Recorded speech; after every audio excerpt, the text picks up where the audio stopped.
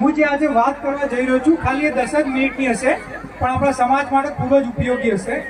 આ વસ્તુ જો થઈ જશે તો આવનારા 5 વર્ષમાં તમે જે પણ જગ્યાએ જેટલા બી સરકારી અધિકારીઓ હોય આપણા સમાજના એ 10 ગણા વધી જશે. આપણા સમાજમાં 10 ગણા વધારે ડોક્ટરો બનશે, 10 ગણા વધારે એન્જિનિયરો બનશે. આપણા સમાજના અંદર જે વ્યસન હોય, આર્થિક રીતે આપણે જે સક્ષમ નથી એ હોય, અંધશ્રદ્ધા હોય, એ બધી વસ્તુઓની સમસ્યા આવી શકે છે અને એના વિષયમાં આજે તમારી જોડે વાત કરવી છે. આપણો તમે બહુ બધા આગેવાનોએ તમે સાંભળ્યું હશે, હલો, તમે બહુ બધા લોકોએ સાંભળ્યું હશે, બહુ બધા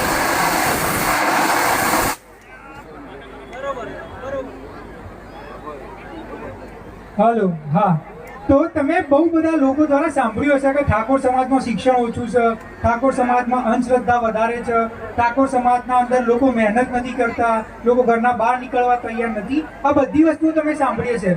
તમને એવું એ કહેતા હશે કે ભાઈ ઠાકોર સમાજના યુવાઓ મહેનત નથી કરતા, એ પરીક્ષા માટે તૈયારી નહીં કરતા, અને બીજા સમાજના યુવાઓ બહુ મહેનત કરે છે, એ બહુ પ્રયત્ન કરી રહ્યા છે. તો આ વસ્તુના અંદર વાસ્તવિકતા શું છે આપણે એની વાત કરીશું આજની તારીખના અંદર.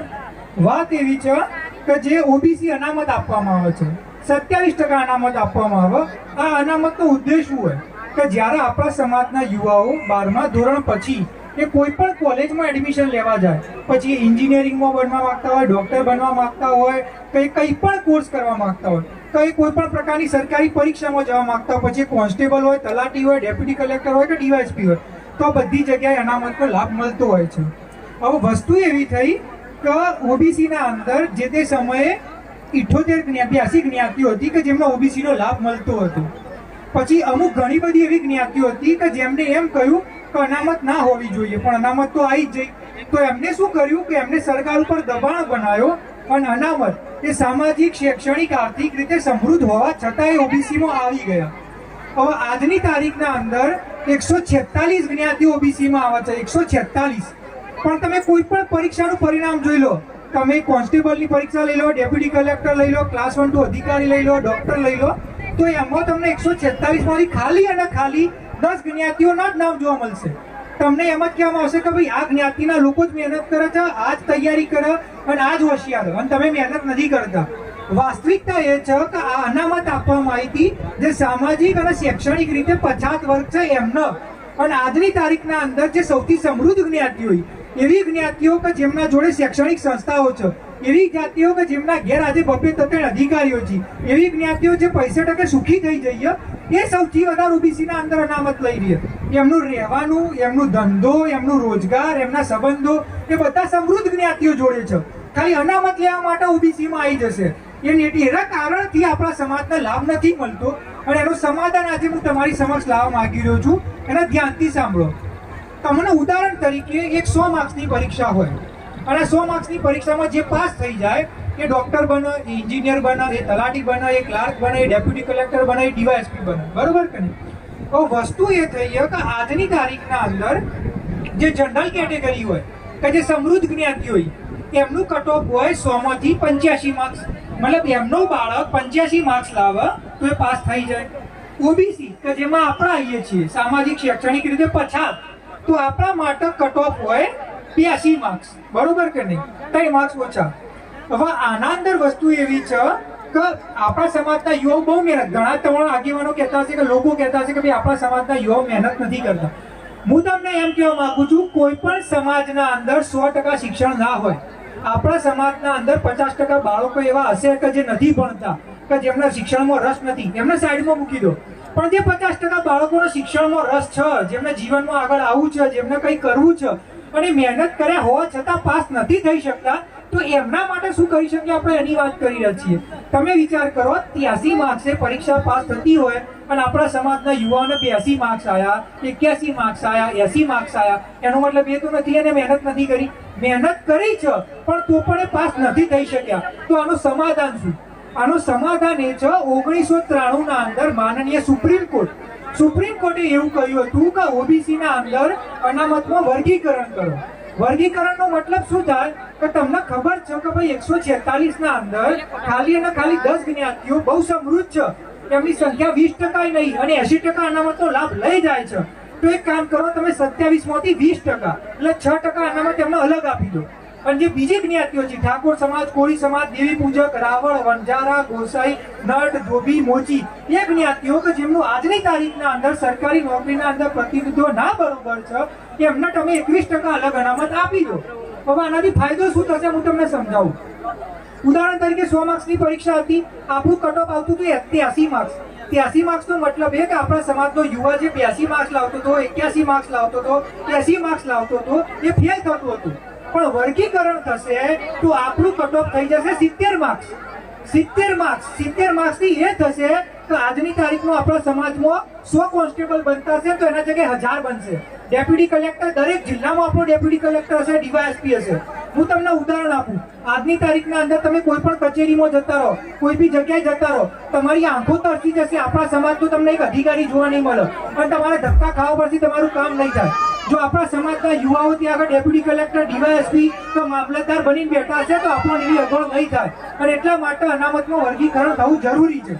આજની તારીખના અંદર ભારતના 12 રાજ્યો એવા છે કે જ્યાં ઓબીસીમાં વર્ગીકરણ થઈ ચૂક્યું છે.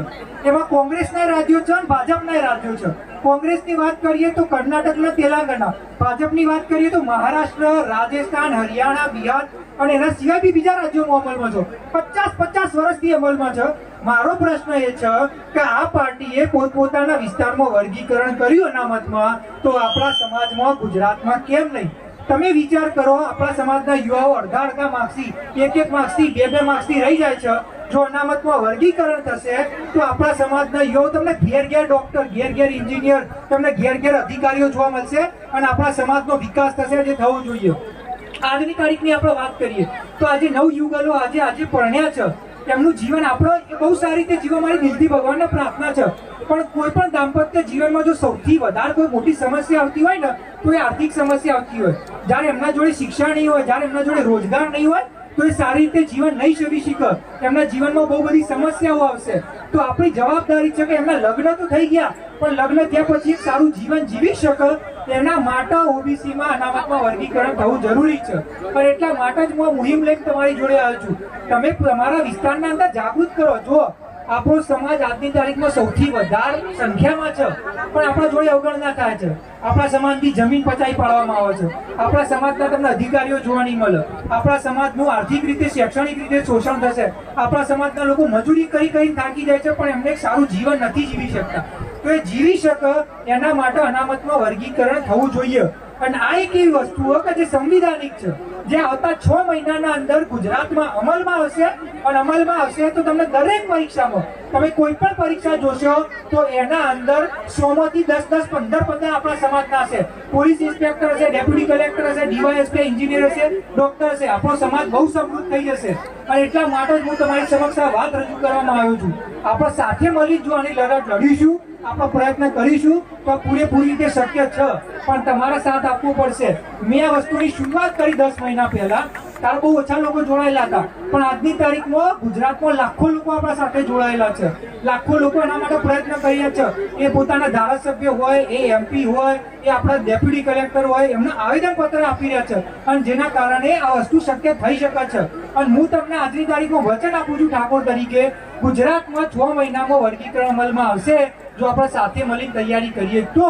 અને એટલા માટે હું તમને પૂછું છું, આપણા સમાજને શિક્ષિત થવાનો, રોજગાર મેળવવાનો, એક સારું જીવનનો અધિકાર મળવો જોઈએ કે ના મળવો જોઈએ? હાથ ઊંચો કરીને જણાવો. તો એ મળવું જોઈએ. એના માટે આપણે કહી રહ્યા છીએ. આપણે લગ્ન તો કરાવી દીધા એમના, પણ કાલ લગ્ન કર્યા પછી એમનું જીવન કેવું ચાલશે તમને મને ખબર. જો એ આર્થિક રીતે સક્ષમ નહીં હોય તો એમના જીવનમાં અનેક સમસ્યાઓ આવવાની છે અને ત્યારે આપણે એમની કઈ સહાયતા નહીં કરી શકીએ. લગ્ન કરાવી દીધા અને આજે લગ્ન જે સમિતિએ કરાય એમનો ખૂબ ખૂબ આભાર માનું છું. પણ એ સારું જીવન જીવી શકે, એમના બાળકોને સારું શિક્ષણ આપી શકે અને આપણા સમાજને જે પછાતપણાનો કલંક લાગ્યો છે એ દૂર થઈ શકે. એના માટે વર્ગીકરણ કરાવવું જરૂરી છે અને આપણે સાથે મળીને કરાવી શકીએ છીએ. તમે કોંગ્રેસના હોય, ભાજપના હોય, આમ આદમી પાર્ટીના હોય, તમે કોઈ વિચારધારામાં ના માનતા હોય, પણ સમાજના અનામતનો વર્ગીકરણનો લાભ મળે એના માટે આપણે સાથે આવવું પડશે અને આના અંદર દરેક વ્યક્તિને બહાર આવવું પડશે. તો જ આપણા સમાજનું ભવિષ્ય. હાલ જેટલી બી અત્યારે મહિલાઓ અહીંયા ઉભા છે, હું એમ કહું છું કે આપણા સમાજના અંદર આપણા ભાઈઓ હોય કે આપણી બહેનો હોય, કેમ ડેપ્યુટી કલેક્ટર કે ડીવાયએસપી નથી આપણા જોડે? કેમ આપણે કોઈ સારી સોસાયટીમાં ઘર લેવા જઈએ છીએ તો ઠાકોર કઈ આપણે ઘર નથી આપતા? કેમ આપણા સમાજના ઉચ્ચ તમે શિક્ષણની વાત કરો કે રોજગારની વાત કરો કે સ્વાસ્થ્યની વાત કરો, આપણા સમાજના આજની તારીખમાં એ સગવડો નથી મળી શકતી. હું ગાંધીનગરથી આવું છું, ત્યાં આગળ જેટલા બી ઘરો હોય છે ત્યાં આગળ કામ કરવા જવાવાળી બહેનો મેક્સિમમ ઠાકોર હોય છે. કેમ આપણા સમાજની બહેનો કોઈના ઘરમાં કામ કરવા જાય? કેમ એ સારા અધિકારી કે કામ ના કરી શકે? એ બધું કરવા માટે વર્ગીકરણ કરવું પડશે અને એટલા માટે તમારો સાથ જોઈશે અને એટલા માટે તમારું સમર્થન જોઈશે. જય માતાજી, જય ઠાકોર સમાજ.